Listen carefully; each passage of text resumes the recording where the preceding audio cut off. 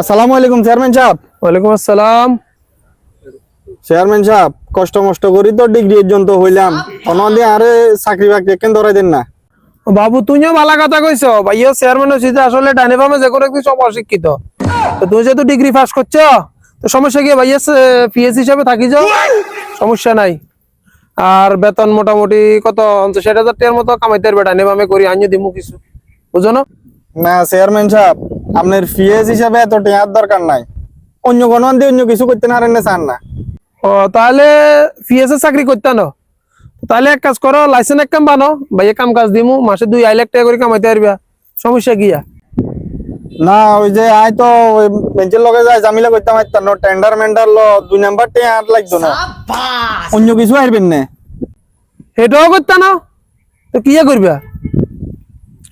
তাহলে ইয়া করো, ওই বড় বিশ্বের সামনে খাবো দেখবা, বিভিন্ন রঙের কাম কাজ আইয়ে, ব্যবসা বাণিজ্য আইয়ে এখন করবা, আনিও কিছু হামু তুইও কিছু হইবা, হেডেও মনে করো 2 লাখ টাকা কামাইতে পারবা, কোনো সমস্যা নাই। না চেয়ারম্যান সাহেব, ইউনিয়ন পরিষদের বাইরে কাগজপত্র এখানে করতে পারতাম না, মেঞ্চে দালাল কয় বিভিন্ন জনে করে যে দেখি তো বিয়েও করি না, হরে বিয়েও করতে পারতাম না, মেঞ্চে মান্যও দিত না দালাল কই। আপনি আরে কোনো আন্দি যে শিক্ষা যখন আছে 10-15 হাজার টাকার ভিতরে একটা চাকরির ব্যবস্থা করে দেন, আই সৎভাবে থাকতাম চাই। আরে মিয়া কোনটা তোমার 2 লাখ টাকা 2.5 লাখ টাকা চাকরির অফার দিলাম, এটা তুমি করতে না, তুই 10-15 হাজার টাকা চাকরি করবা রে? তুই যে তোর রঙের হাদিস মশলা আরে কর, এত হাদিস কই দুনিয়া চলন যায় না।